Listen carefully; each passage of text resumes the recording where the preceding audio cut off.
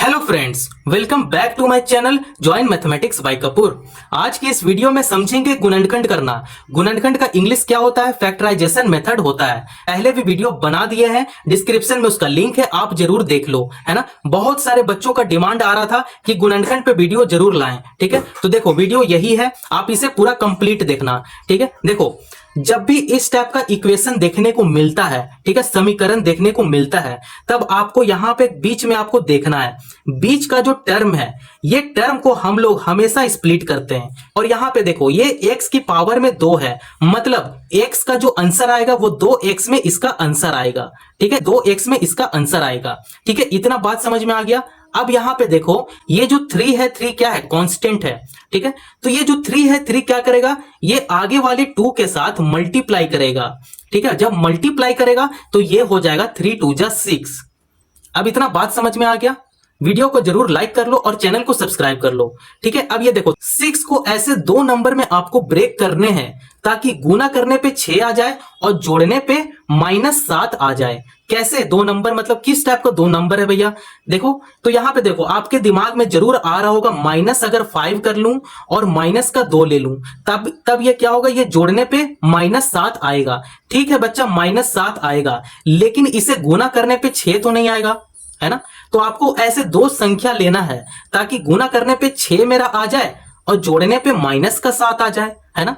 तो हम लोग इसी को हम लोग यहां पे हल कर रहे हैं, तो यहां पे लिखेंगे हल। अब चलो, अब हम लोग इसे हम लोग हल करेंगे। -7x को लाने के लिए अब हम लोग यहां पे माइनस का 6 लेंगे और -1 लेंगे, है ना। अब आप ये दोनों को गुना करोगे तब ये 6 आएगा और ये दोनों को अगर आप जोड़ दोगे तब ये -7 आ जाएगा। स्टेप समझेंगे, लिखेंगे 2x² माइनस अब हम लोग मिडिल टर्म को 2 संख्या में ब्रेक कर लिए हैं, -6x हो जाएगा, -6x -1 हो जाएगा, है ना। +3 है, यहां पे +3 लिख लेंगे, बराबर 0 लिख लेंगे। इतना बात समझ में आ गया। अब देखो यहां पे 2x² है तो यहां पे लिखेंगे 2x, ठीक है। ये क्योंकि ये x जो है वो 2 बार है, यहां पे समझेंगे x² को कैसे लिख सकते हैं, x गुना अगर मैं x कर दूं तब ये क्या होगा, x² होगा। तो ये जो x है, एक x को बाहर ले लिया और ये जो x बचा है इसे हम लोग अंदर ले लेंगे, तो ये हो जाएगा x माइनस, ठीक है। अब देखो 2 का टेबल में 6 कितना टाइम में आता है, 2 3 जा 6, तो यहां पे 3 लिख लेंगे, -1 है, यहां पे -1 कर लेंगे। अब देखो ये जो है उसे हम लोग इस ब्रैकेट में लिख देते हैं, तो ये हो जाएगा x -3 बराबर 0, ठीक है। इतना बात समझ में आ गया। तो चलो अब हम लोग आगे सॉल्व करते चलते हैं। अब आपको यहां पे देखना है कॉमन क्या है, x -3 और x -3 कॉमन है, उसे हम लोग यहां पे लिख लेंगे x -3, ठीक है। अब इसे लेने के बाद आपके पास क्या बचा, 2x -1 बच गया, तो यहां पे लिख लेंगे 2x -1 बराबर 0, ठीक है। अब यहां पे समझो x -3 को 0 का बराबर ले लेंगे, तो यहां पे लिखेंगे x -3 को 0 का बराबर लेंगे, तब ये जो x है x यहां पे उतर जाएगा, -3 है, अगर इक्वल टू का तरफ अगर मैं इसे भेज दूं तब ये माइनस जो साइन है वो प्लस में बदल जाएगा, ठीक है। तो ये हो जाएगा 3, तो x का वैल्यू क्या निकल कर आया, 3 आया, ठीक है। और एक x का और वैल्यू निकालना है, ठीक है। आपको क्या बोले थे, 2x का वैल्यू निकलेगा, ठीक है। अब यहां पे समझो 2x -1 बराबर 0 कर लेंगे, है ना। अब देखो 2x को यहां पे ऐसा ही लिख देंगे, ये जो -1 है माइनस को क्या करेंगे, बराबर का तरफ भेज देंगे, तो ये जो माइनस है वो बदल जाएगा प्लस में, तो ये हो जाएगा बराबर 1। x का वैल्यू आपको दिख रहा है, क्या आ रहा है x का वैल्यू, x को हम लोग यहां पे बाहर कर देंगे। x को बाहर करने के बाद ये जो 1 बचा, 1 को यहां लिखेंगे, बटा का साइन लगाएंगे, है ना। अब 2 क्या है, ये गुना में है, x के साथ गुना में है। अब 2 को अगर मैं बराबर का तरफ इधर लाऊंगा तब ये भागा में आ जाएगा, ठीक है।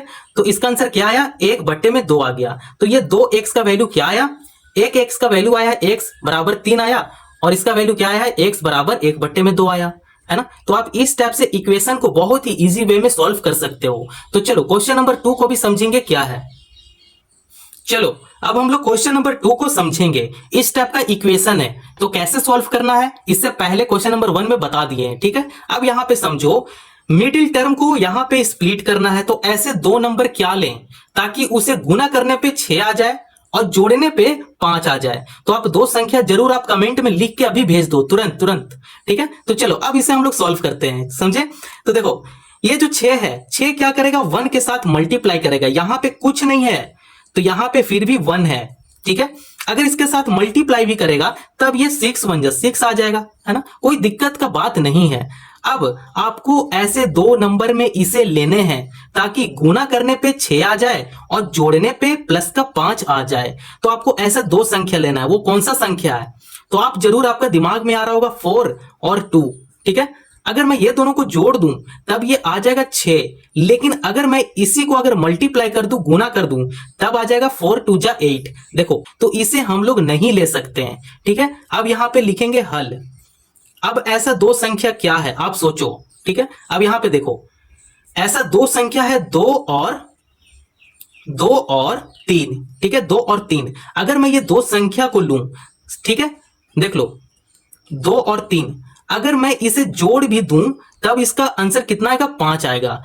अगर यही संख्या को मैं अगर गुना कर दूं तब ये आ जाएगा 3 2 जा 6 आ जाएगा, है ना, या 2 3 जा 6 आ जाएगा। देखो 5 आ गया, मिडिल टर्म आ गया और गुना करने पे हमारा 6 आ गया। मिडिल टर्म को दो संख्या में हम लोग ब्रेक कर लिए हैं, एक हो गया 2x और एक हो गया 3x। तो यहां पे लिखेंगे इस स्टेप से x² प्लस 2x लिखेंगे प्लस 3x लिखेंगे प्लस 6 लिखेंगे बराबर 0 कर लेंगे। इतना बात समझ में आ गया।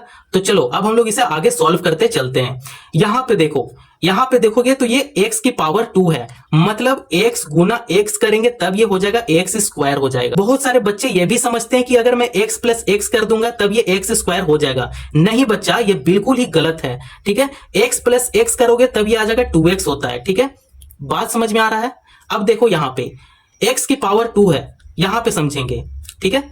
अब ये जो x है, x को मैं यहां पे बाहर कर लूंगा, ठीक है। बाहर करने के बाद ये भी x बचा है मेरे पास। अब ये x को क्या करेंगे अंदर ले लेंगे, ठीक है, ताकि ये मल्टीप्लाई जब होगा ब्रैकेट हटेगा तब ये गुना हो जाएगा। गुना होने के बाद x² हो जाएगा, है ना। अब यहां पे प्लस 2 कर लेंगे, इसके साथ x नहीं लेंगे, ये जो 2x है यहां पे x नहीं लेंगे। अगर मैं x यहां पे ले लूंगा तब ये मल्टीप्लाई होने के बाद, ठीक है, x गुना 2x, अगर ये मल्टीप्लाई होने के बाद ये हो जाएगा 2x²। तो कहीं भी 2x² यहां पे देखने को मिल रहा है क्या? नहीं मिल रहा है। तब हम लोग ये x नहीं लेंगे, ठीक है, यहां पे सिर्फ प्लस 2 लेंगे। चलो अब हम लोग आगे भी सॉल्व करते चलते हैं। ये सिर्फ यहां पे 3 लेंगे। अब देखो जो है उसे हम लोग यहां पे कॉपी पेस्ट कर देंगे, x प्लस 2 यहां पे लिख लेंगे बराबर 0 कर लेंगे। ये स्टेप समझ में आ गया, कहीं भी दिक्कत नहीं है, है ना। तो चलो अब हम लोग आगे समझेंगे। इसमें से कॉमन लेंगे, ठीक है, कॉमन उठाएंगे तब ये हो जाएगा x प्लस 2, ठीक है।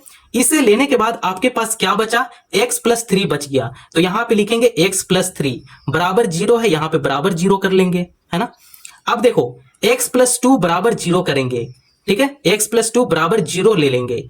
अब x का वैल्यू निकालना है, ठीक है, तो ये x बाहर हो जाएगा और ये जो प्लस 2 में है, प्लस 2 अगर इक्वल टू का तरफ जाता है तो इसका जो साइन है वो बदल जाएगा, ठीक है, बदल जाएगा तो ये माइनस में बदलेगा, तो ये हो जाएगा -2 हो जाएगा, ठीक है। इतना बात समझ में आ गया। अब देखो यहाँ पे x की पावर 2 है, मतलब x का जो वैल्यू आएगा दो वैल्यू में आएगा, ठीक है।